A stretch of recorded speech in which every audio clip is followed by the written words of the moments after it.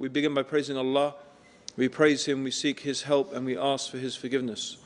And we take refuge with Allah from the evil of ourselves and from the evil consequence of our evil actions. Whomsoever Allah guides, there is none to misguide, and whomsoever Allah leaves to go astray, there is none to guide. And I testify that indeed Allah alone is worthy of worship, and that Muhammad, may Allah's peace and blessings be upon him, is the servant of Allah and His final messenger. Before we actually answer the question of today's lecture, is there a God? It's the question. Is there a God? It might be useful to explore the meaning of some words. So the first thing that we would like to ask is, what is a God? Actually, I'd like to ask you that question. What is a God? I'm not asking you what is the God. I'm asking, what is a God? What makes something a God? So there you go, it's a question.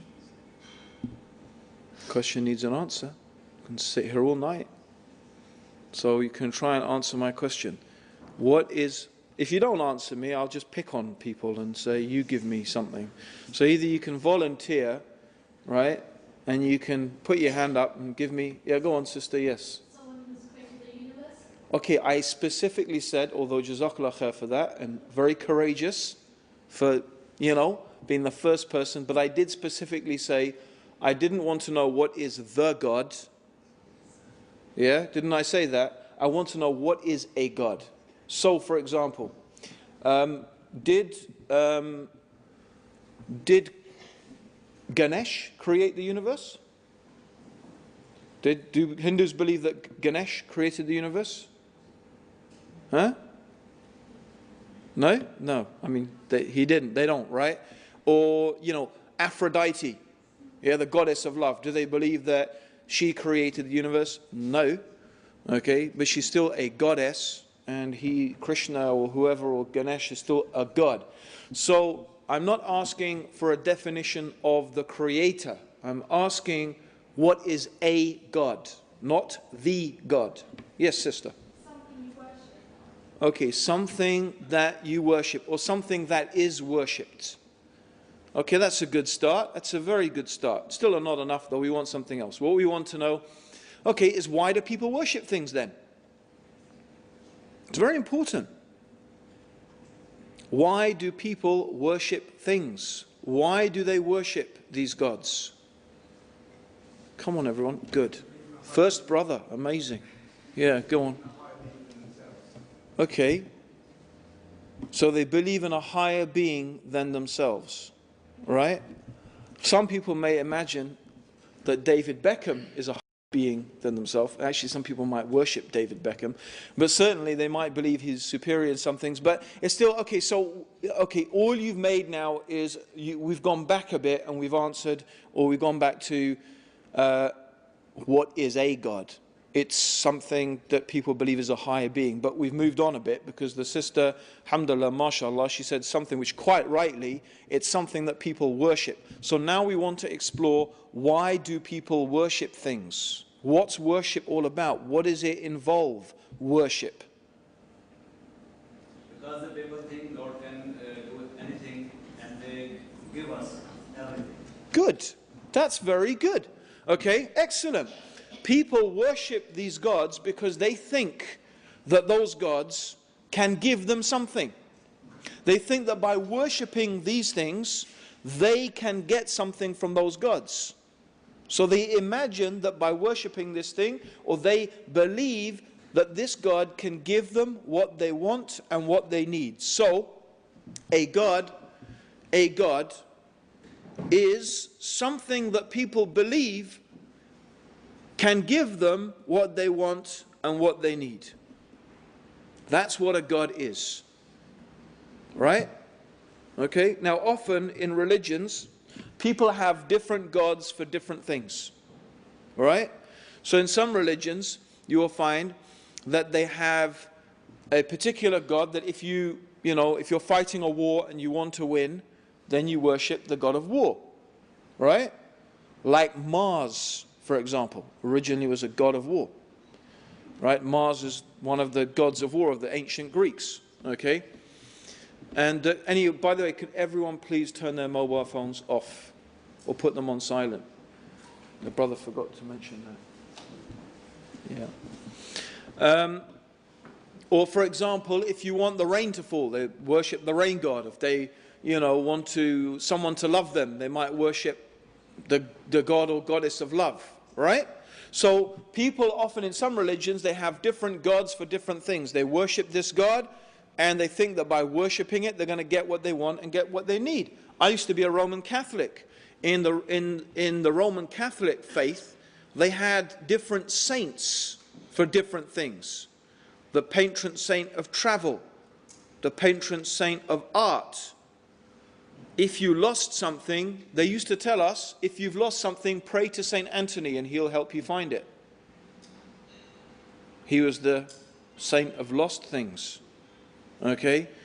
So it's the same, really. There's no difference from praying to saints or praying to, because at the end of the day, when they pray, whatever you pray to, whatever you worship, you think that that thing, by worshipping and praying and sacrificing and serving that God, that's how you will get what you want and what you need. And usually there is a set of rituals, a set of functions. It may be prayer, it may be sacrifice, it may be giving offerings, and these things can reach extremes, including, for example, human sacrifice. In some religions, humans were sacrificed to these gods. Like the Aztecs, for example, they used to practice human sacrifice. So this is the religion. This is the religion, the worship of these gods is the ritualized behavior. The things that people do in order to get what they want from those gods. Yeah? Okay? So these are the gods, and this is the religion. This is the worship of those gods. Right? Okay, so this is what a God is. A God is what people believe is going to give them what they want and what they need. And so people worship those gods, and they pray to them, sacrifice to them, and so on and so forth. So if we think, now let's go back and answer our question. Is there a God? Right. Well, no one could deny that there's not only a God, there are actually probably countless millions of gods. Because whatever people put their faith in and their hope in and their trust in, whatever people believe is going to give them what they want and what they need, that's their God. So everybody has a God of some degree or another, because everybody puts their faith. And these gods are not always idols. They're not always saints. They're not always, people or things. Often these gods can also be ideas. They can be concepts. Because people put their faith and trust in many different things. Not only idols and saints and prophets and so on and so forth. No, they also put their faith and trust in ideologies, communism, science. Right? So these also can be gods. Let me give you an example. You see, I myself, as you've heard, I was brought up in, although you might not know that now, but if you met me 20 years ago, you'd have no doubt from what sort of background I came from. So, as the brother mentioned in the introduction, I was sent to a Roman Catholic monastic boarding school, a place called Ampleforth College. Ampleforth College is like the Catholic version of Eton. It is the top Roman Catholic boarding school. My mother had actually, written me down to go there even before I was born. So she had no doubt about where I was going to go, Ampleforth College. Okay, and it was a monastic boarding school, so it was run by monks. Now, my mother, my parents, my dad, to tell you the truth, my dad's pretty chilled out, but I mean, my dad, his family have for generations been in the colonial service. So my dad himself was a colonial administrator in Tanzania, which is where I was born. My grandfather was a high court judge in Bombay, and that's as far back as I know. But so we, my dad's family have been in the colonial service, and my mum actually is Polish, but she was brought up in Kenya, and she's more English than English people, and she's very, very, concerned with the etiquettes and the manners of being very correct. And so I was brought up very strictly, not just as a Catholic, but, my mum was not very strict about her Catholicism. I suppose she expected that I would get that from the school. But she was very strict about our manners, how we should behave, that we should use the right words. Okay, my dad taught me the etiquettes of how to dress, for example. Very specific rules about dress. And, I can look at someone straight away until today, and I could know how well brought up that person is or badly brought up they are by looking at the way they're dressed, by looking at the type of shoes that they wear. For example, my dad would teach me, you never wear brown shoes with black. Oh dear. You never wear brown shoes with, you don't. It's just, he said, Ant, you just don't do that. It's just not done. What's the correct way to wear your tie? What was the correct way to put your handkerchief in your pocket? You never fold your handkerchief in the pocket. Never. That was, they used to say it's non-you. It's just, meaning it is not the right way to do things. These are the type of details. And as for eating, the dinner was a, sort of major ritual. And even down to how do you eat your bread roll? Even to how you eat your bread roll. Everything had to be correct. You had to take a bit of butter from the butter dish with the knife that was the butter dish knife, and then put it on your side plate, and then return that knife to the butter dish, and then take your own personal butter knife. Which is, that's because it's the small one, right? And then you break your bread roll, not in the air, but on the plate. And you take a piece and butter that piece of bread roll on the plate, and then lift it to your mouth and eat it. Woe betide the one who gets a bit of butter, butter, butter, and so this, and what is all of this about? It's because they believe that by following these rituals, and that's what it is, they're a type of rituals. It's a type of, in fact, a type of religion. Because they believe that by following these rituals, you will be identified as being a member of the upper middle classes. And when people know that you're a member of the upper middle classes, doors open for you that would never open otherwise. In other words, they believe that this is the way and this is the thing that will get you what you want and what you need. So therefore it becomes a type of God. Right? Becomes a type of God. Because people put their faith in it and their trust in it and their hope in it. And they imagine that these are the things that will make them successful in life. And of course, like any God that people worship, if you ask Hindus or Buddhists or any people who worship idols, they will tell you stories about how they prayed to their God and this thing happened, and how they offered things to that God, and the God drank from the, Ganesh drinking milk. Do you remember that, when Ganesh all around the world started drinking milk? Yeah? All those miracles. And you must have heard of the Virgin Mary crying, and, and the crucified Jesus dripping with blood. You must have heard about all of these things.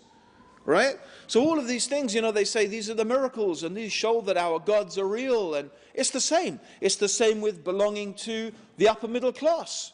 People say, well, our experience tells us that, and it's true.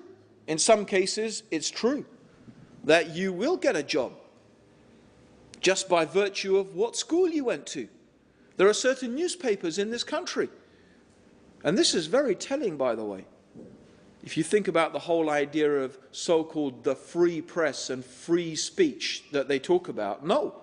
The people who write for newspapers are a very carefully selected bunch of people, by and large, who belong to a particular elite, who have most of them studied in a particular group of schools, and who conform to a particular way of thinking about how the world should be. So it's very important to understand this. People have gods. Everybody has a god. Most people have many gods. So the real question we need to be asking today is not, is there a God? But rather, because the answer to that simply is, there are millions of gods, countless millions of gods. But actually the real question is, out of all the things that people worship and put their faith in and put their trust in, are any of these things truly worthy of it? In other words, are they really capable of giving people what they want and what they need? And so what I'm going to do today is I am going to use the Quran to analyze all the different things that people worship.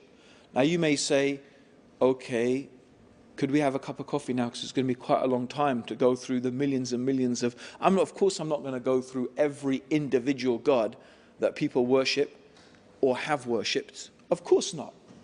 But what we can do is we can divide these gods into broad categories.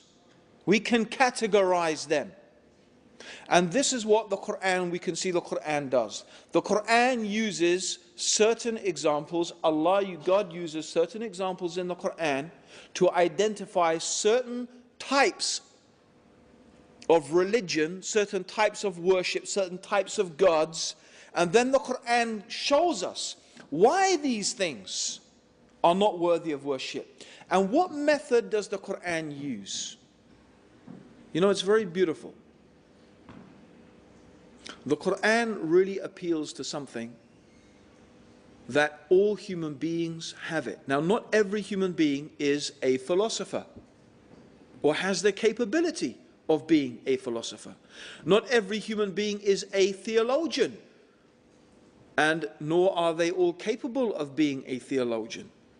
Not every human being is capable of becoming a mystic and an ascetic in order to become enlightened with spiritual truths, because most human beings have to just get on with their life in order to survive.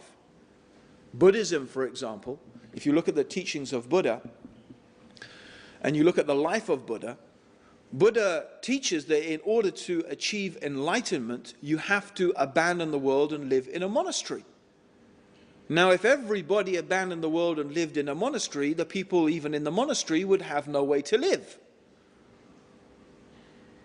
So it's not a very inclusive type of religion.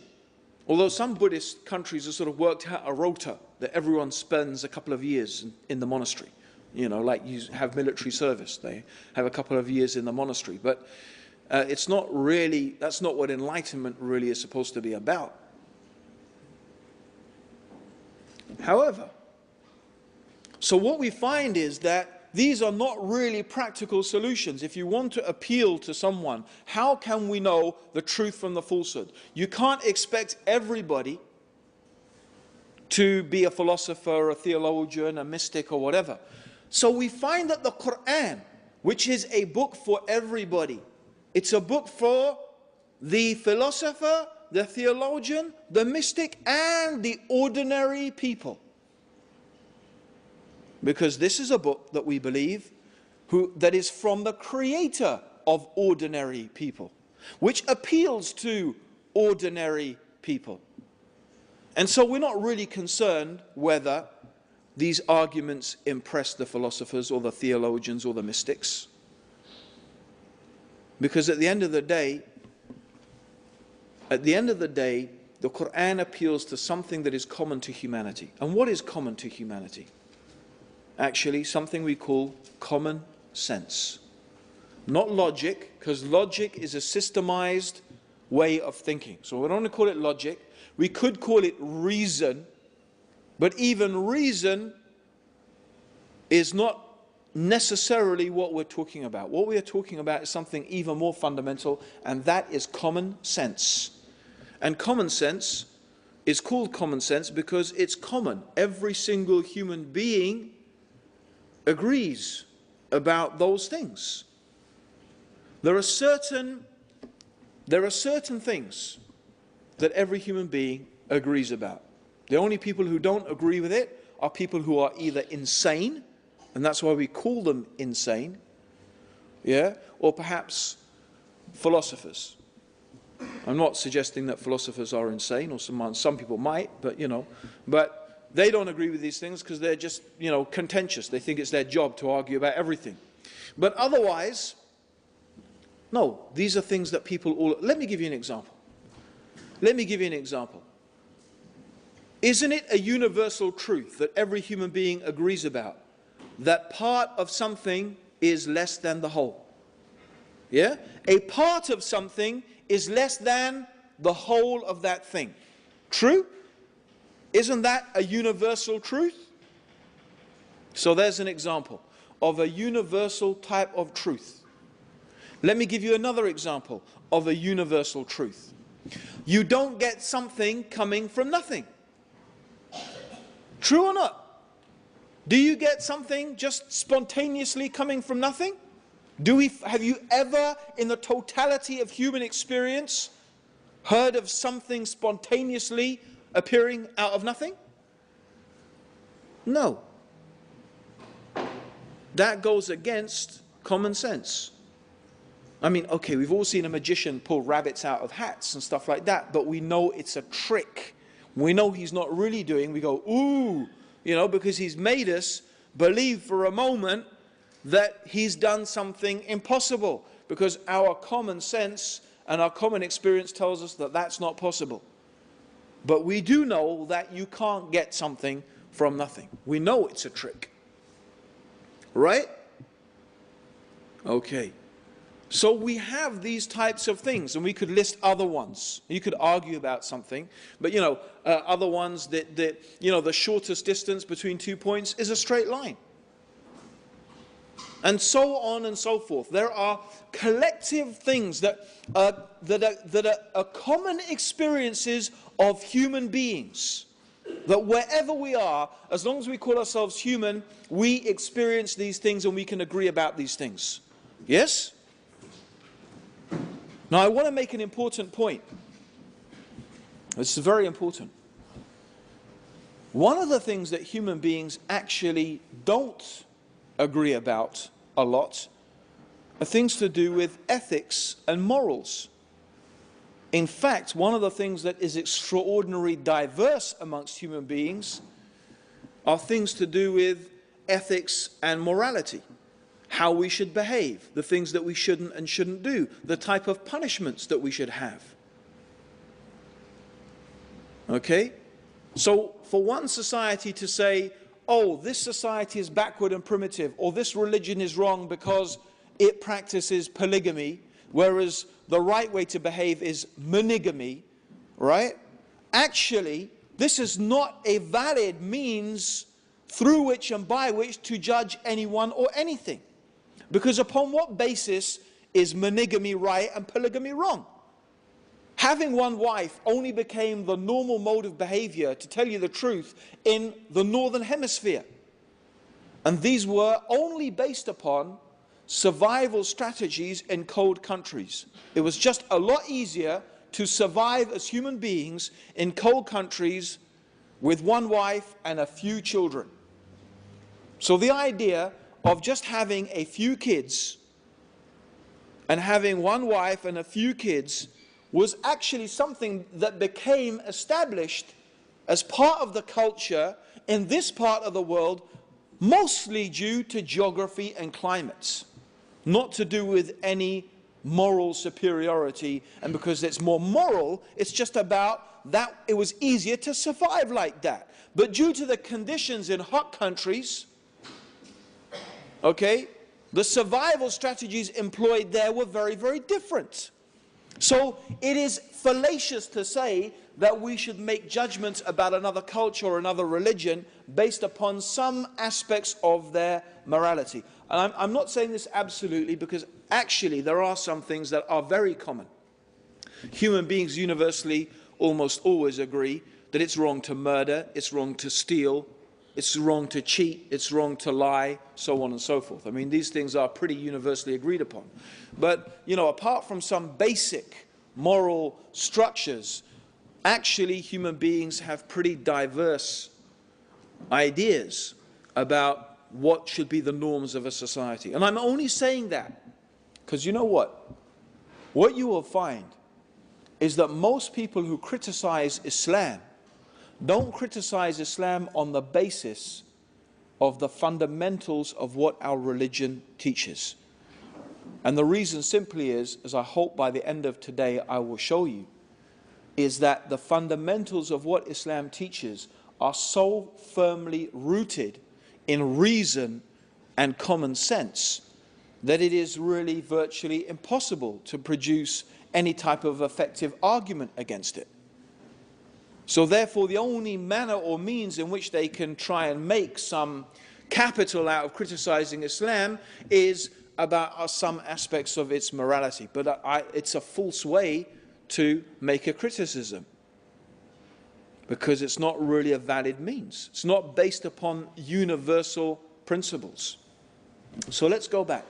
Let's use our common sense and let's look at some of the stories and the examples that the Quran uses, and just let's see how very much based upon common sense these things are. So let's take the first category of people.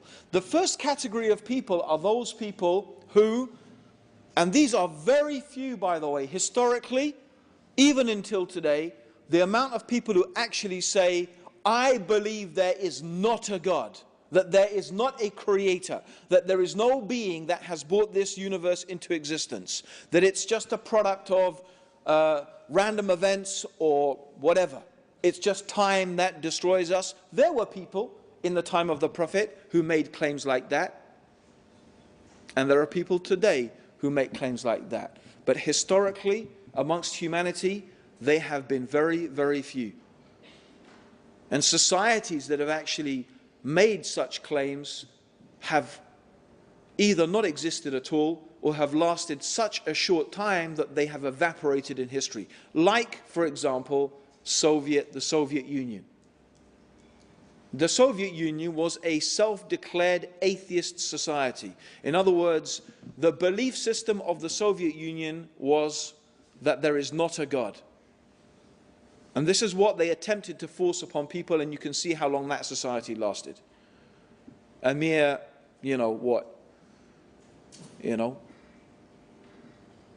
80 years? Something like that? That's not very long in terms of human history, right? It's barely a bleep. So, similarly you will find that all cultures, even the most primitive cultures, so-called primitive cultures, have this concept of a transcendent being that has created the universe and has brought it into existence. The Aborigines of Australia, the Zulus, you can go and look at different cultures and you will find the idea of this created, this being that is different from the creation, that is transcendent. This idea of this transcendent creator is universal in human culture, and the reason is because it is so fundamentally rooted in common sense. It's a common human experience. And so these things are not difficult to understand. The Quran, for example, poses a series of rhetorical questions. A rhetorical question is a question that is not supposed to have an answer. When someone asks a rhetorical question, they're not expecting you to answer it. In fact, the question in itself has an answer. For example, the Quran says, concerning or to those people who claim that there is not a God, that there is not a creator being who has brought this universe into existence. The Quran asks the rhetorical question, did it come from nothing? This universe. Did the universe come from nothing? That is a rhetorical question. Because it's obvious that you can't get something coming from nothing. As I've already stated, there is nothing in the totality of human experience that leads us to believe that you get something coming from nothing, or that you get order spontaneously arising out of chaos. Rather, human experience tells us that where we see things working according to laws, according to patterns, according to systems, laws and patterns and systems have been imposed upon that thing. Right? That's why if you were walking in the desert in Saudi Arabia, right, and you found a mobile phone, what are the essential components of a mobile phone? The essential components of a mobile phone are plastic. Does anyone know what is the base material from which plastic is made? Sand. No, it's not sand, it's petroleum, it's oil. However, there is something else that comes from sand, and that's the silicon chip. Silicon is in fact sand. Silicon chip, its base material is sand. So two important things. A mobile phone is made out of sand and oil. But no one picks up a mobile phone in the desert and says, look, a product of billions of years of chance and coincidence. Yeah? The oil bubbled. Yeah? The wind blew. The sun shone. The lightning struck. The camel trod. Yeah? And after billions and billions of years of these things happening, by an amazing coincidence, this mobile phone formed itself, oil and sand. And I pressed it and, oh, hi, Mum. What a chance and coincidence. Let alone that all these mobile phones talk to each other and you can send a signal, and you see how ridiculous it is. So common human experience tells us even something more simple, a piece of pottery, which is clay. When an archaeologist finds a little piece of pottery, he doesn't say, oh my gosh, chance and coincidence. He knows someone has made this. Someone has heated it. Someone has treated it. Someone has painted it. And in fact, this archaeologist could tell you so many things about that civilization from this one piece of pottery. He could theorize so many things. He could tell you about their state of knowledge, their technology, so many things he could understand from one piece of pottery. That is why the Quran keeps asking us, look at the alternation of the night and the day. Look at the sun, the moon, the stars, the winds, the ships in which you sail, the animals that you ride and that you eat. Look at yourselves. Travel through the earth. See how Allah brought about the creation. In all of these things are signs for those who are wise and for those who understand. They point us to one very, very obvious conclusion. That this incredibly organized, systemized universe and world in which we live, with so many intricately coordinated mechanisms, we find this symbiosis. We find how one thing relies and depends upon another, and we can think of so many examples.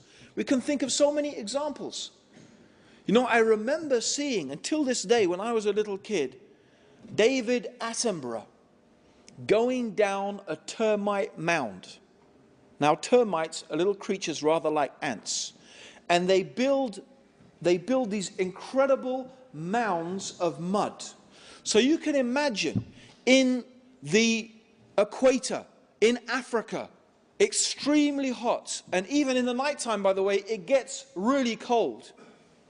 Yet an amazing thing, these termites build at the base of this mound a series of rings out of mud. They build a series of rings.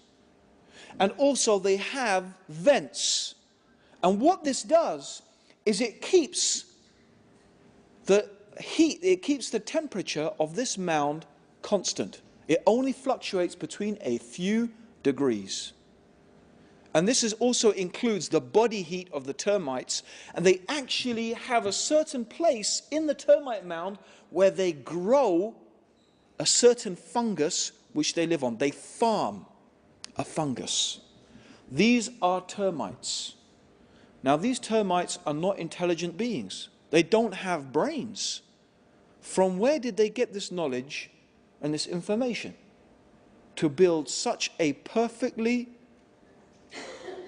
amazingly, intricately working mechanism?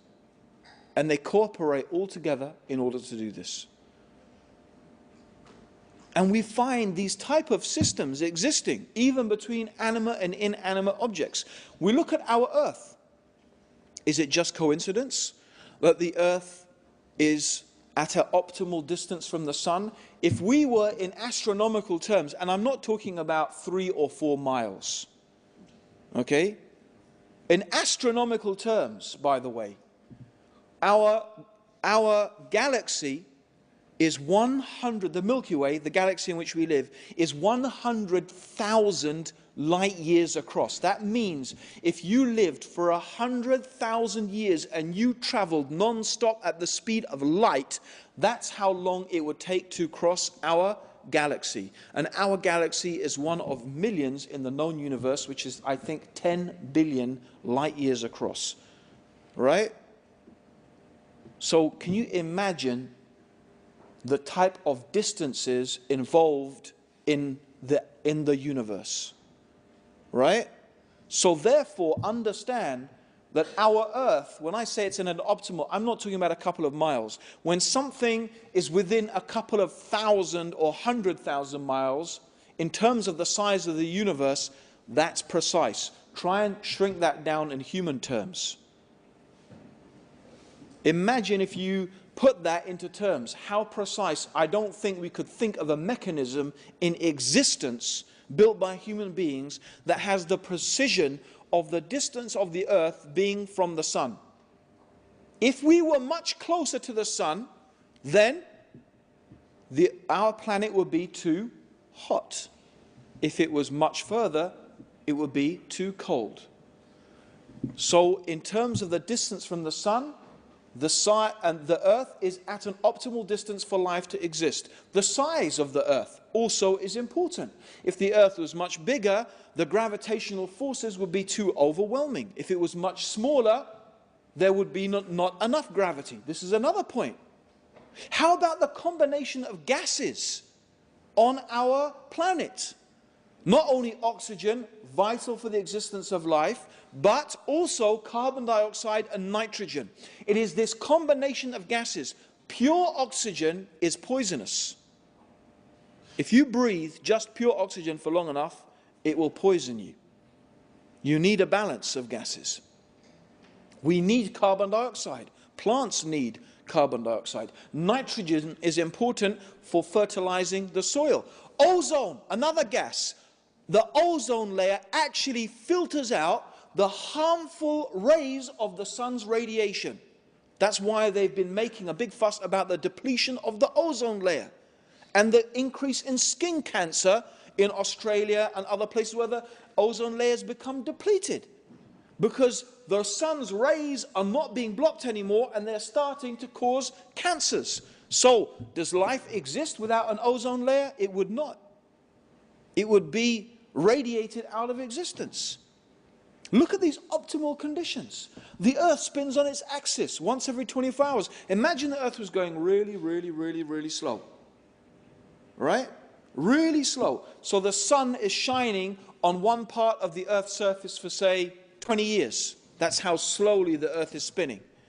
What would happen? One part of the Earth's surface would be superheated. Another part of the Earth's surface would be supercooled. And I could go on and on. We could talk about water, how water has an incredible quality. If water did not have the quality that it did, life would not exist. So what we find is a super precise mechanism. I invite anyone to find me an example made by human beings of such a precise mechanism. You'll not find it. How could if we saw such a precise mechanism and we found one, we would automatically presume that some super intelligent person or group of people had managed to make this thing. It is therefore only common sense that when we look around us and we see these things, that we conclude there must be some intelligence, some power behind this. And this power must be very powerful, very wise, very intelligent. And it's also common sense to realize that this being cannot be like the creation. This being cannot be like the creation. Because if this being was like the creation, then that being would not be the creator. That being would just be another creation. And that would need another creator. And we only end up with the same dilemma. We have creators creating creators forever, and that's actually not possible. And the reason it's not possible, just to tell you briefly why it's not possible, and I'll give you an example, I'll give you an analogy. If I said to someone, oh, can you help me lift up this podium? I can't do it by myself. And you say, sure, I will help you lift up the podium, but I need someone else to help me. And that person says, well, I'll help you only if you help me. And so if everyone makes the condition that I will only help if someone ever helps, will this podium ever be lifted? Huh? Will never be lifted, right? So if you have creators creating creators creating creators ad infinitum, you never get anything created. Right? Okay. So it makes sense that the creator is infinite, eternal, without beginning, without end. The creator is self-sufficient. We summarize all of this by saying transcendent, that the creator is not like anything in this universe. And that how could you have more than one transcendent being? And even again, common sense tells us that the precision that we find and the unity that we find in the creational process makes us understand there could only be one mastermind behind this. If there were different creators, in fact, what we would find would be chaos and disunity, not this type of consistent precision throughout our universe. And this is why, really, it makes so much sense to believe. It's common sense to believe that there is one God, that there is one wise, powerful, intelligent creator that is unique, who has brought this universe into existence.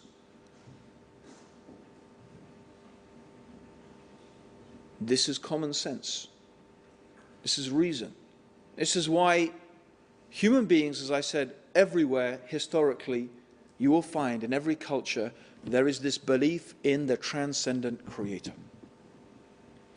You see, the Quran says that in fact, the real problem with the human beings is not that they don't believe in God. Most human beings believe in God, and they believe that there is one God, meaning they believe that there is one creator. But what they do is they actually give to the created things some of the powers or the knowledge that in fact only rightly belongs to God. So they attribute to the creation, they imagine that some things in the creation have powers that only God has. Or sometimes they also attribute to God some of the deficiencies and the shortcomings in the creation. And the reason they do this is because they speak about God without knowledge. They invent things because actually the truth is that what we can know about God through reason and common sense is in fact severely limited. Now some people, when they are faced with that limitation, they've come up with different ideas. If you look at the philosophical tradition and the Western philosophical tradition, okay, you have a group of people who lived and they were very influential in the last 200 years. They were called deists. Deists believed that there was a creator. They believed that it was extremely logical to believe that this universe had a creator. But they did not believe in a personal God. In other words, they didn't believe that God actually really cared about human beings. So this God created the universe, but about us, and the idea that we could have some sort of contact and relationship with this God, they considered that to be, they didn't believe that. Okay? They dismissed this. But philosophically, they understood the power of this belief in this idea that there was this supreme being. Many other people came to this same type of conclusion. But what they believed is that, no, we could communicate with God, but not directly. God is so different from us that, you can't have any direct communication with God. And then what they obviously did is they began to imagine, and this is where they begin to start thinking that God has some of the deficiencies of the creation. And they start to imagine that God is like a created thing, which actually contradicts their original premise. They end up contradicting themselves. But, for example, idol worshippers. Most intelligent idol worshippers don't actually claim that the idol itself that they are worshipping actually has any power. They believe that somehow these idols represent spirits or powers or beings that can be intermediaries or intercessors between them and God. And they give an example. They say, for example, look, if you want to go and see Tony Blair, yeah, I'm not saying this is exactly the example they give, but if you want to go and see Tony Blair, you don't just go up and say, hey, Tony, can I have a chat with you? So like, oh my God, it's one of those Muslims. Run. Okay. No, I mean, they will say, no, you have to go through Tony's cronies. Yeah? You have to go through the cronies of Tony, right? If you want to get to him. So you have to go to those people who he knows. Or even you have to go through the cronies of the cronies. Or the cronies of the cronies of the cronies. Depending. Yeah? If you're really like just a nobody. But of course, if you're rich and middle class, you could probably get to see him straight away. If you have enough money, he might even come to visit you. Yeah? But for you ordinary people, Muslims, yeah, especially those veiled women, you could take your veil off, then maybe we'll talk to you. Yeah? Okay? No. You have to go through special channels. And they say, well, it's like that with God, you see. You can't just talk straight to God. You have to go through those people who are close to God. You have to go to the priest who will then talk to, this super sort of semi-God who will pass on the message bit by bit. You have to go through. So they imagine God is like a king or a prime minister or something, surrounded by all these cronies and these sort of demigods and these things. That's how you have to get to God. That's how they portray it. Okay? Of course, the problem with this is that immediately these people have presumed that God suffers from the limitations and the deficiencies of the human beings. Right? Because why does Tony need cronies? Can anyone tell me? Why does Tony need cronies? That Tony is a human being. Because he's a human being. He's afraid of being assassinated. He's afraid of terrorists. He's also afraid. He's not afraid. He just simply doesn't have enough time to deal with the complaint of every single individual person, right? He has to eat his dinner. He has to spend time with Cherry and his family, right? He has to go on holiday, usually at the expense of some rich friend of his, Nothing wrong with that, actually. I don't think there's anything wrong. Personally, I think there's nothing wrong with that at all. How could I? My parents are always, helping me go on holiday and visit them and stuff like that. But anyway, that aside. So he has to have people. See, is this really worth me dealing with? If every single person wanted to personally complain to the Prime Minister about every single little problem that they had, would he be able to deal with that? Of course he wouldn't, because he's human. He has 24 hours in a day. He's limited. You see, but God is not limited like that. Allah, God, the Creator, who has created this whole universe, can hear the complaint of every single human being. And not only that, an incredible thing, if every single human being complained to God all at the same time, God could hear every voice of every human being, and God could give every one of them what they wanted, and that would be easy for God. Right? Now, how about the human beings? If you all start talking to me at the same time, could I understand what you're going on about? Could I? Could I? No, I can't. And the reason I can't is because I'm human. Let's think about what that means in respect to those people who pray to saints and prophets. There are even some Muslims who do this. And now we can see how people start to make others equal with Allah. So now let's say that I am praying to Saint Anthony, or some Muslim is praying to Abdul Qadir al-Jalani, or Prophet Muhammad, or Prophet Jesus, okay, or whatever, right? Sallallahu alayhi wa sallam, alayhi salam. Are you telling me that, not just me by the way, let's just say that 1 million Muslims all at the same time are asking and calling upon the Prophet Muhammad, or 1 million Catholics all at the same time are calling upon Saint Anthony? Are you telling me that Saint Anthony can hear 1 million voices all at the same time? If you're telling me that he can, then actually you are not describing a human being anymore. You are saying that he has powers that are actually divine powers. You are now beginning to make that person equal with Allah, with God. Whether it's the Prophet Muhammad sallallahu alaihi wasallam, or Prophet Isa, or Saint Anthony, or Abdul Qadir al-Jalani, if you first of all put aside the argument of whether the dead can even hear the living, okay, let's put that aside. Although I believe that the dead cannot hear the living. That's why it's called barzak. Calling upon a dead person is like calling upon a brick. But let's put that aside. Let's say they can hear. Are you saying they can hear these multiple voices all at the same time? You're not really saying they're human anymore. And they could deal with all these prayers and all of these supplications? That's a divine attribute. And this is how people either they imagine that God, Allah, is limited.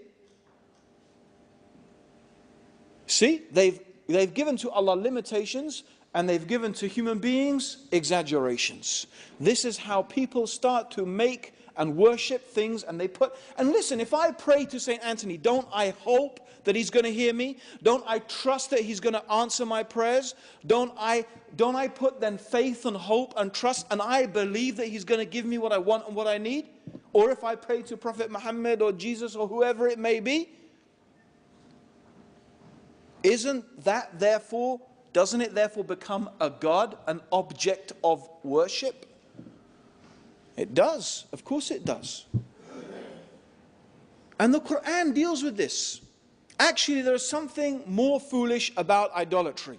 And the basic reason why it's foolish is because of simple common sense. Any human being who spends some time thinking about it would realize this is foolishness. And again, the Quran appeals to common sense. A beautiful story is the story of Abraham. See, Prophet Abraham, he is well known for smashing idols. Bit of a radical. Can you imagine that these days? Prophet Abraham tried so hard to convince his people. You see, from a young age, he was brought up, his father's house. He was watching, his father used to make idols. So he used to see his dad get a piece of wood, chop up the piece of wood and make an idol, use the chippings to heat the fire to cook their food, And then this idol which he made, he would see his dad give it to the people, and the people would pray to it. And he realized this is the same thing we were cooking our dinner with.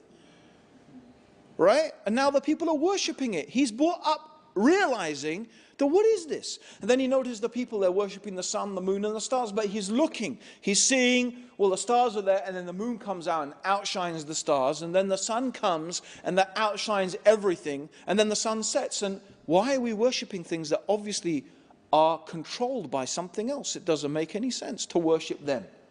They don't have the power. They're under the power of something else. And he realizes that these things are not true gods. They shouldn't be worshipped. Why should we worship these things that come and go and temporary? Because if they can go, that means they can let us down. The time we really need them is when they're not there.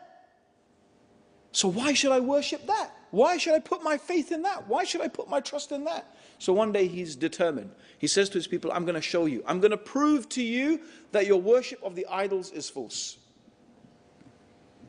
So when his people have gone, it's their festivity, and it's their religious festival, he doesn't want to participate in it because he doesn't want to be involved in their idol worship at all.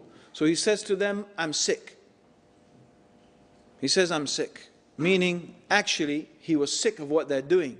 So when they were doing this, he went into the temple and he smashed all the idols except the chief idol. He took his axe and he hung it round the neck of the chief idol. Now, when the people came back, they were outraged. Who has committed this blasphemy? Who has done this to our gods? And some people said, well, you remember that young man, Abraham? He was saying that he was going to prove our idols are false. So the king, he brings Abraham in front of the people. He says, Abraham, did you do this to our gods? So Abraham says, ask the big one. Ask him. So then they look at each other and they say to Abraham, Abraham, you know that our gods can't talk to us. He says, why do you worship something that can bring you no benefit and no harm? And this idol can't even protect itself. How is it going to protect you? Isn't that common sense? Isn't that just common sense? Isn't it our common everyday experience? You who are students here in Buckinghamshire and Chiltern University, yeah? When you want to study in a university, now these days you need loans, right? You need money because you have to pay for some of it, right? Okay? Where did you go to get the money? Did you go to the guy begging on the street, sitting outside the railway station? Excuse me, mate, I need to go to university. Could I borrow a couple of £1,000? Did you do that? Did anyone do that? I don't think so. Because if this guy can't help himself, how is he going to help you? When Kuwait was invaded by Iraq, who did they appeal to for help? Bangladesh? Bangladesh with one helicopter? Nothing against Bangladesh, but if you want military aid, Bangladesh had one at the time. I remember reading, they had one helicopter, right? They couldn't cope with the floods in their own country. How would they possibly be able to supply military aid to Kuwait? And nothing against Bangladesh, nothing against the guy begging in the street. It's just common sense. You don't ask someone who can't help themselves, right? Common sense. That's all it is. Common sense. So if the idol cannot do anything for itself, how is it going to be able to do something for you? I mean, isn't it extraordinary? You go to the shop. Excuse me, I'd like that idol over there. Okay, he brings the idol down. And this idol can't, you might think it might fly down itself, right? No, he brings it down. And he pays money for the idol. He actually pays money to get the idol. And then he carries it home. Not the idol doesn't carry him, so that's it, now I'm your God, I'll carry you home. No, he carries the idol home and he puts it up on the shelf, and if it fell down again, he'd have to put it up again, right? And then he says, oh, such and such, help me. Give me this, give me that. Does that make any sense? Same thing. Muslims do it. A person dies, they wash him, he can't wash himself. They shroud him, he can't shroud himself. They carry him to the grave and they bury him in the grave and they say, oh, such and such, do this and that for us. Extraordinary. Does this make any sense? And Allah is just appealing to common sense. So this is one broad category. These are false gods. These are things that we should not worship. They cannot give you what you need and what you want. They can't even help themselves. Here is the argument. Whatever things you could say, oh, sometimes my prayers were answered. It's just coincidence. And there are many reasons to explain, okay, why amazing things could happen to these idols. But nothing could go against this common sense. Okay, let's look at another category. The other category is the category of the man God. There are many religions throughout history who have believed that some human being is actually God. Now, the example the Quran uses is the example of Christianity. There are Christians who claim that Jesus is Allah. That he is not just the son of Allah, but he is Allah. He is one and part and the same as God. And the Quran appeals to such beautiful, commonsensical things. The Quran says, didn't Jesus and his mother, because some people also worship Mary, and there were some Christians who used to believe also Mary was God. Even Catholics say that Mary is the mother of God. The mother of God? God had a mummy. So God, mama, mama, right? Changing God's nappy, yeah? Cleaning God's bum when he's done a poo. This is, what's that? Mother of God. Huh? Feeding God. What is this? To say that some human being is equal with God. Didn't he walk on the earth and breathe air and eat food? And they went to the marketplace. You know, they needed to buy things. They went to the marketplace. See how Allah makes things clear. See how people are deluded away from the truth. What is this? Allah asks us in the Quran, if God wanted to destroy Jesus and Mary and everything in the whole earth, who could stop him? Of course, no one. That means that Allah has power over Jesus and Mary. If God has power over them and they are under the authority of God, they can't be the same as God. They can't be. And what does that mean anyway? To say that something is man and God at the same time. It's an impossibility to say that something, by definition, God is infinite, self-sufficient, and eternal. Human beings, by definition, are temporary, mortal, and needy. How can something be eternal and temporary both at the same time? How can something be self-sufficient and needy both at the same time? How can something be eternal and finite both at the same time? It's not a paradox. A paradox means something that seems impossible, but it's not. No, it is an impossibility by definition. Now, there are things that Christians say, God can do anything. Well, I mean, this raises a whole load of questions. God can do anything. I always say, well, do you believe God can do something evil? Either they will say, no, God can't do something evil. Or they'll say, well, he can if he wanted to, but he would never do something evil. I say, why not? They say, because God is good. God only does good things. I say, exactly. It is the nature of God. The nature of God is that God is good. And a good God does not do evil things. It is also the nature of God that God is eternal. So an eternal God doesn't become temporary. It's the nature of God that he is self-sufficient, free of any wants and needs. So God does not become needy, because that contradicts the nature of God. It's that simple. Doesn't that make sense? Isn't that just common sense? Now, you know, the whole idea that God becomes a man. Okay. You see, the problem is this.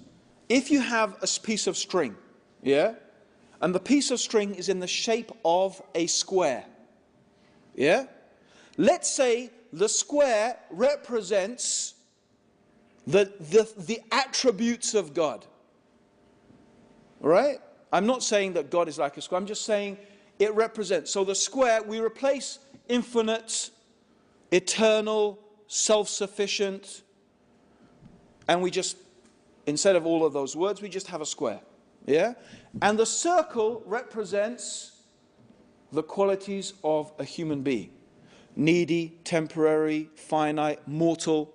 You know, we're born, we die, we forget, we need to eat, we need to breathe. So these are our, and let's say all of these, we forget those words and we just use it as a circle. Now, just theoretically, what we could do, perhaps, is we could get the piece of string and change the shape of the piece of string from a square to a circle.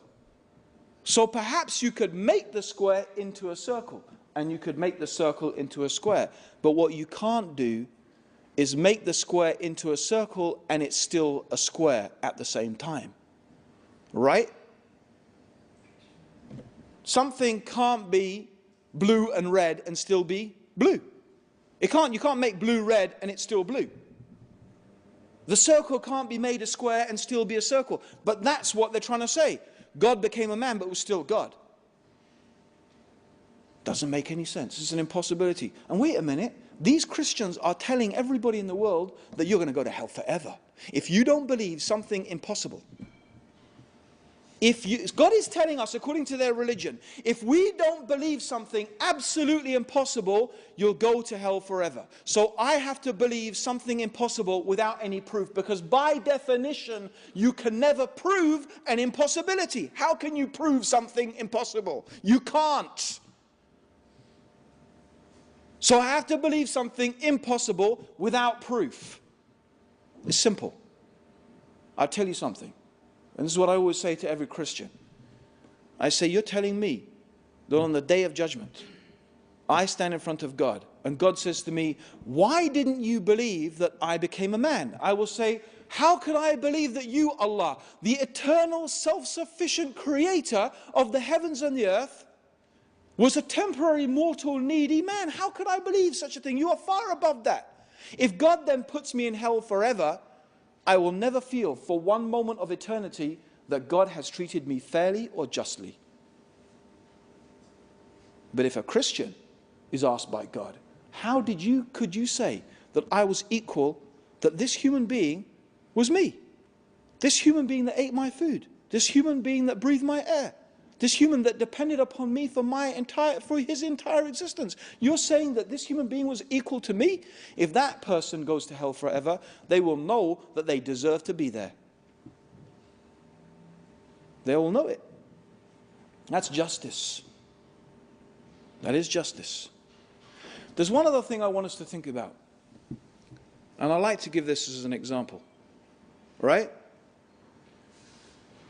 Modern science has made us appreciate something really remarkable. And that remarkable thing is exactly how minute we are. Actually, 1,400 years ago, the Prophet Muhammad, was also, in reflection of the words of the Quran, reminding us of our humble origins. The Quran reminds us that you came from a sperm drop, a despised fluid. The Quran reminds us of our base origins. The Prophet Muhammad even mentioned that the universe compared to the kursi, وَسِيَ كُرْسِيُهُ السَّمَاوَاتِ وَالْأَرْضِ, and Allah's kursi, his pedestal, extends over the heavens and the earth. How?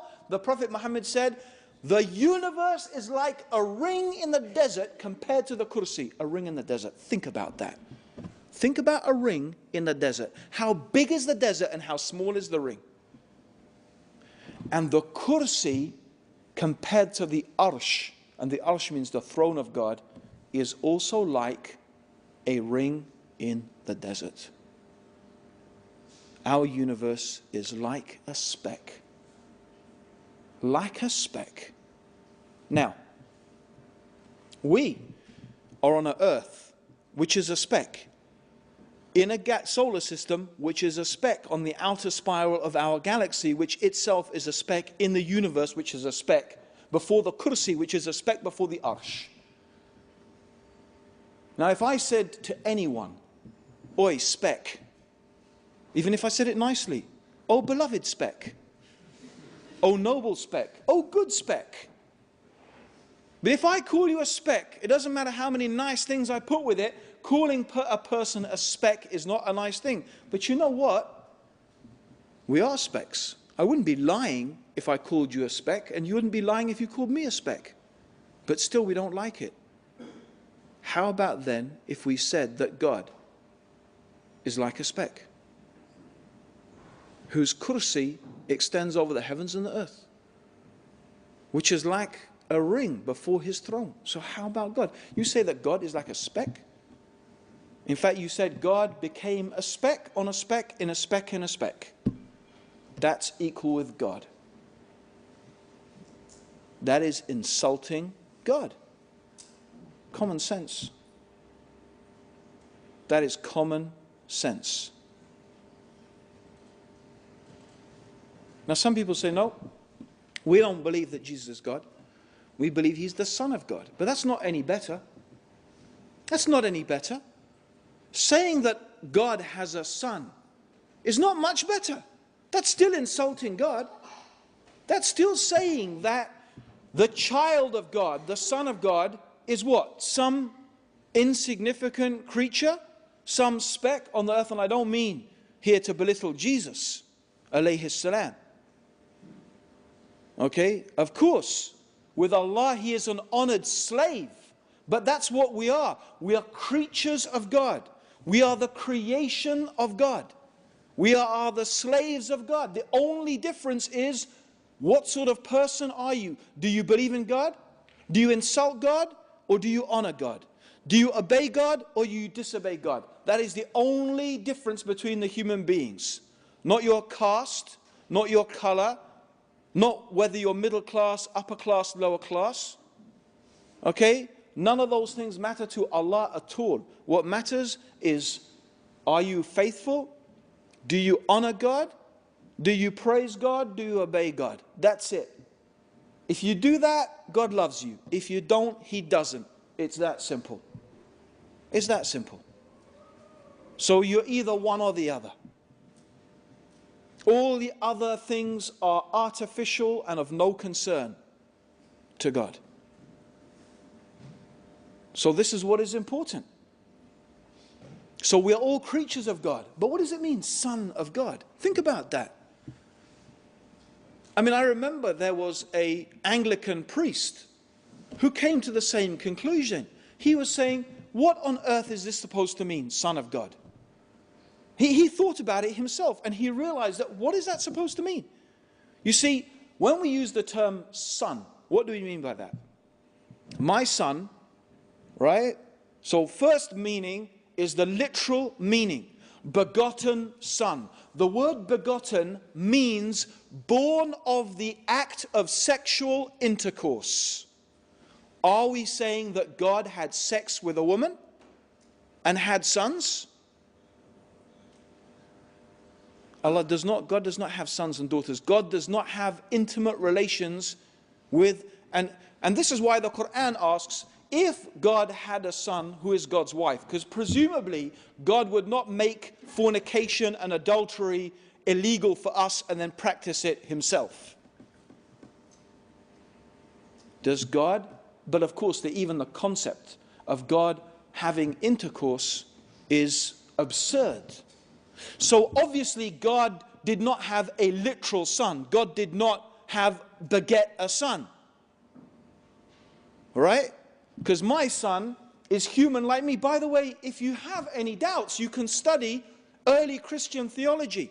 Some early Christians, one of the evidences they actually brought to claim that Jesus was God is exactly this argument. They said, my son is human like me, therefore God's son must be divine like God. That's exactly the argument they brought. Meaning they actually had this idea that God must have literally begotten a son. which is ascribing a calamity. Allah refutes this time and time and time. In fact, one of the reasons that the Quran has been revealed is to refute those people who say that Allah has a son. This is actually mentioned. Allah mentions this in Surah Al-Kahf. One of the reasons why Allah has revealed the Quran is to refute those people. And by the way, this is something that many pagans had this idea. Many pagans had this idea. Zeus, for example. Zeus had mistresses and wives and sun gods and, you know.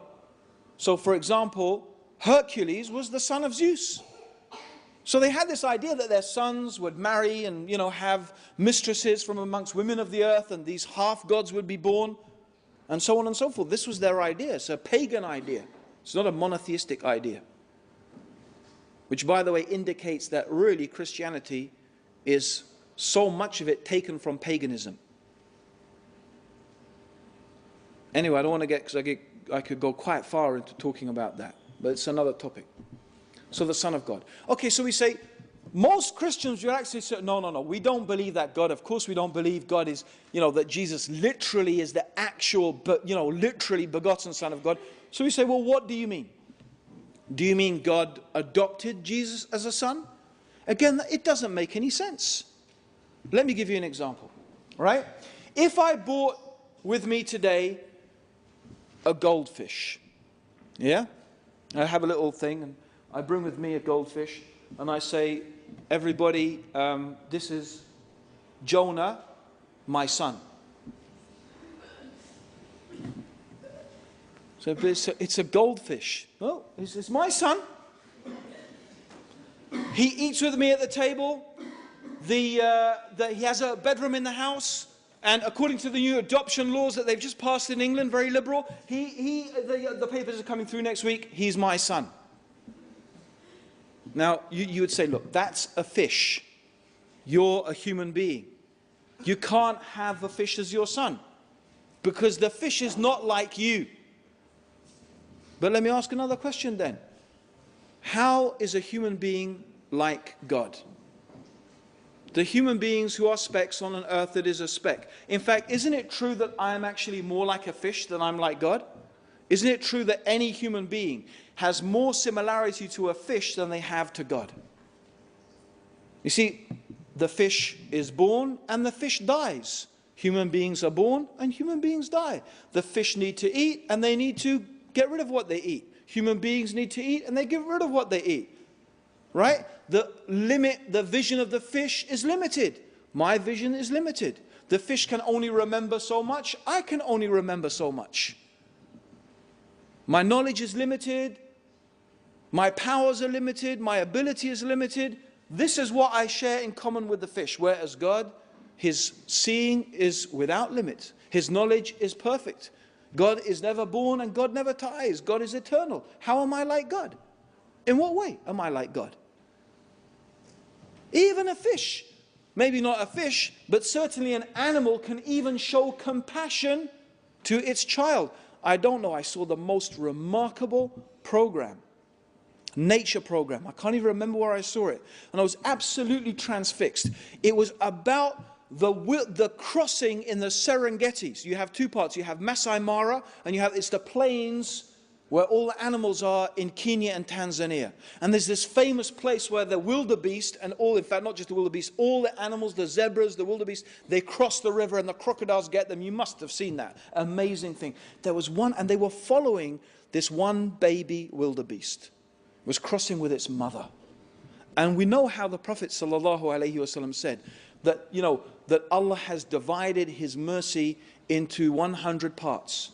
One part he put on this earth. Now the one part of Allah's mercy is even so the love that the mother has for the child. Right? And I saw in this thing how this baby wildebeest couldn't climb up to the other side. This baby wildebeest could not reach to the other side of the river. And in fact, climbing, it fell down and it ended up being washed down the street. Somehow the crocodile didn't eat it. And it ended up going right back to the other side. The mother had made it. Do you know what this mother did? You know what the mother wildebeest did? she went back across the river. She went back across the river, facing the hippopotamuses, right, which were attacking them, the crocodiles which were eating them. Did she care? No. She went right back across to go after her little baby. That is the compassion in an animal, in a creature. So even animals can have compassion. Doesn't make them divine. So what do we mean, Son of God? What does this mean? Again, no. We are creatures of God. We are the creatures of God. We are the servants of God. All of this is to show us, look at the things that people worship. Look at the things they put their faith and their trust. These are the false gods. None of these things are truly worthy of us worshipping them. Now, I've got two more things that I want to mention. Only two more things, and I won't dwell on them for long. But two more categories. The next category I want to deal with is race, tribalism. This is a false god as well. And the people that are used in the Quran as an example, they're not the only people who have this quality, but the ones who are used as an example for this are the Jews. Because amongst them are many who think that they are better purely because of being a Jew. It's racism. They think they are God's chosen, favored people purely by virtue of their ancestry. And God refused this utterly and completely in the Quran. And it has been completely and utterly refuted by the Prophet Muhammad. No human being is better than another human being based upon who they are descended from. And of course, the Jews are not the only people who suffer this delusion. And of course, I mean to say, by the way, not all the Jews, because a true pious Jew would never believe such a thing. But in fact, the Prophet Muhammad said that you Muslims, the ones that you Muslims you resemble mostly, you have the closest resemblance to, are the children of Israel. You are most like them. And you find, unfortunately, many Muslims have the same idea. I'm better because my ancestors were Muslim. Not because of me and what sort of Muslim I am and how I follow my religion. No, what do you know? You're a new Muslim. I mean, this is what I have seen it myself firsthand. 20 years I've been a Muslim, and I experienced a lot of it from the Muslim community. What do you know? You're a new Muslim. My ancestors were Muslims. My great whatever. As if, so what? What's that got to do with anything? Subhanallah, the Prophet Muhammad sallallahu alaihi wasallam, he said the first time he publicly called people to Islam, he called the different tribes, these tribes who he was related to, he called his own tribe, even his own daughter Fatima. He said, I cannot help you at all against Allah. Meaning, you being my daughter will not help you one single little bit against Allah. When you meet Allah, the fact that you're my daughter is not going to help you. If that's Fatima, the daughter of Prophet Muhammad, how about everybody else? Sallallahu Alaihi Wasallam. But this is a delusion. Many people suffer this delusion. Racism. We're better because we're British. Get rid of the Pakis, get rid of the niggers, get them out. Yeah, Britain will be great again. Yeah, you've heard all of that, haven't you? I could just imagine them cutting and pasting that one, yeah? Racist Muslim, BNP Muslim, you know? You heard that. As if what? Being white makes you better? Why? What is better about being white? Or being brown, or being anything? Why would a color of your skin have anything to do with making you a better person? But there are many people who suffer this delusion. And it is a type of idolatry. It's a type of shirk. It's a type of false god. Because that's what they think. You see, these BNP Nazi people imagine, right, that when we get rid of such and such undesirable people, everyone who's not white, who's not British, when we get rid of them, we will be great and we will be successful. So they imagine that being British is the way that you get what you want and get what you need. It's a god. It becomes a religion. Think about that when they call us to Britishness. And most of what they say is perfectly acceptable, alhamdulillah. You know, tolerance and, you know, and decency and, you know, fair play. And those are the things that, you know, the good qualities we think. And queuing, you know, being polite. Oh, seriously, those are good qualities. You know, there's a few other qualities, though, however, we could say are not such good qualities. And those are the ones that Muslims tend to have problems with. You know, emerging at 2 o'clock in the morning from pubs and nightclubs and puking up and fighting and, you know, and a whole bunch of other things that really are not really desirable, even from the point of view of being a policeman. Those things are not very desirable. And that's quite widespread, unfortunately. Even in Europe, British people have got the reputation of being yobs. And it's not me, it's not what I said, it's what they said in the British newspapers even. So the point being that your race has got nothing to do with it. Okay, it's not only, of course, the Bani Israel or the Jews who have that attitude, lots of people have it. Okay, and it's a false god. Now the final thing is the biggest false god of all. The longest running, the biggest one, the most worshipped one, and that is the god of materialism. The idea that science, power, wealth, technology, these are the things that are going to make you successful in life. I wonder, I didn't bring it with me. Did anyone see the newspaper today? The London paper or whatever it is, or you know, it's High Wycombe, of course, but right, you'll read about it tomorrow, I'm sure. Robbie Williams. Yeah? How much money does that guy earn? 30 million a year or a day. And he is on antidepressants. He's just gone into a clinic. And we are being told every day, we need to be wealthier as this country. We need to be richer. Money, money, money. Work harder. Make more money. What did it do for him, his 30 million a year? Does wealth equal happiness? Put that on a broad scale. Because we are being told, you know, we can all live the American dream. No, we can't.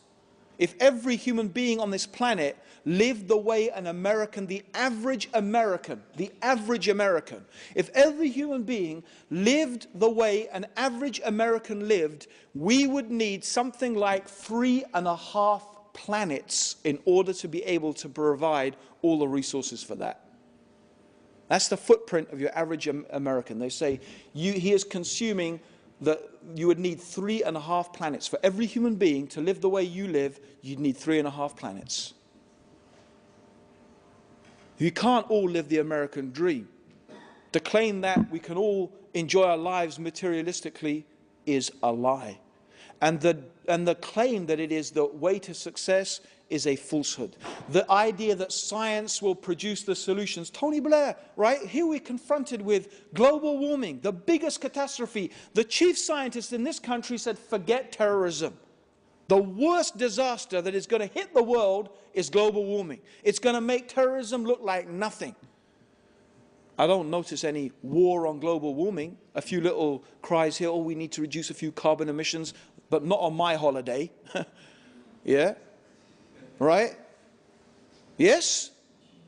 But we're ready to send soldiers to die in Iraq to fight terrorism, which isn't even there anyway in the first place. You know, doesn't that make you think just a little bit? The really dangerous things in the world, okay, global warming, chief scientist, that's what he's saying.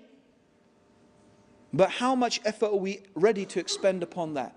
We're ready to expend a lot of effort fighting a few, let's be honest, a few crazed individuals. Because that's really what they are. I'm not saying they haven't got reasons to be mad, but they're not good enough reasons to go around blowing up women and children. So they are crazed. Sorry, but that's the fact. Yet all of this effort, all of these laws being passed, so many laws restricting our freedoms, indefinite detention, because you might be suspected somehow of encouraging somebody in some particular way of, and so on and so forth. Stripping away our freedoms in the name of protecting our freedoms. Okay? We should think about this. What's it all really about? But you know what? The truth is, science is not going to find the answer. And if you think we're the first people who thought that, we're not. Believe me, every civilization, you can look, the Romans, the Greeks, the Babylonians, the Byzantines, the Chaldeans. Have you ever heard of the Chaldeans, by the way? Anyone heard of Ur? Does anyone speak Chaldean today? Do you know Chaldean used to be spoken virtually across the world? Did you know that? Rather like English is today. They used to have schools across the world so people could learn Chaldean. This was in ancient times. This is how influential the Chaldeans were. And now you haven't even heard of them. You haven't even heard of them. One day, you know what I suggest? You don't have to go far. Go up, drive up to the north of England and go and stand on Hadrian's Wall. Still there, little bits of it. Hadrian's Wall, I used to do that quite often. And then I would stand on Hadrian's Wall. I wouldn't look north up to Scotland. I'd look south.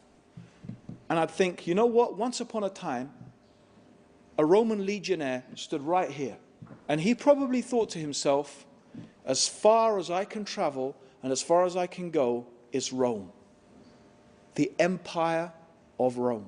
What's left of the Empire of Rome? What's left of Greece, of Babylon, of ancient Egypt? Allah says in the Quran, travel the earth and see what happened to those people, see what happened to those civilizations. And believe me, you study, they thought they had all the answers. They thought their technology, their science, their industry, they thought that they were masters of everything. But what is left? That is the pipe dream of materialism. It is the pipe dream, the false god, the biggest false god of all. The idea that in money and wealth and science and technology is the true answer to all of our problems. In it we put our faith and our trust. See on the dollar bill, in God we trust. Should be, in this dollar bill we trust. This is the God. Woe be, the Prophet said, to the worshipper of the dinar and the dirham, because you can worship money, just like anything else. That's really the end of my talk, except for one final and very important thing that I want you to think about. And this, I hope, is the conclusion. Okay? The final thing is, when we talk about knowledge, when we talk about knowing something, okay, most of us think and imagine it means the thinking process. But let me give you an example. Imagine this is very hot, red hot, yeah? If I pick it, what do? Do I have to think about dropping that thing? Do I think about it? Or do I just, what is it called when I just go like that? What do we call it? It's an instinct. It's an instinct, an instinctive reaction. But isn't that a type of knowledge also? Imagine if we didn't have those instinctive reactions. Imagine if we have to actually think, wait a minute, this is hot. Oh, you know, by the time we'd actually thought about it, there's a reason why it happens instinctively. And it's a type of knowledge. An essential type of knowledge for our survival. Scientists would say we have evolved it. But you know, there's another very interesting type of instinctive knowledge. And you only find the people who really talk about it are Muslims. It's the same, like when you pick up something very hot. When human beings are in a condition of extreme distress, I don't mean like a little bit warm, but extreme distress. And the Quran gives the example of a boat that is on the sea. And imagine the waves are crashing over this boat like the roof of a tent. This is how the waves are, this storm. And the people know that they are about to be doomed. So now, the captain is not going to save them. The captain's been washed overboard. The technology is not going to save them. The boat itself is breaking up. Do people think their money is going to help them now? Their British passport, is that going to help them? Their caste, the color of their skin, the tribe they're from? All those gods, all those things that they put their faith and they put their hope and they put their trust in, they forget them. And what do? They start calling upon that one being that they know instinctively. They know, it is knowledge from inside themselves, that there is one being. This being is not anything in this universe. No, this being has power over everything in the universe. It's not the name here that is important, but the one they are calling to is truly Allah, is truly the Creator, the one who has power over all things. And then Allah asks then, and you know that that's true. Every human being, they know in their heart that that is true. Then why? In that moment when you have complete faith in Allah, why then do you put your faith and your trust and your hope in other than Allah? Why do you worship other than your Lord? Because ultimately all those things, they are false. Because at that moment, the one that you rely upon and hope in completely and utterly is Allah, the Creator alone. This is the beautiful, simple message of Islam.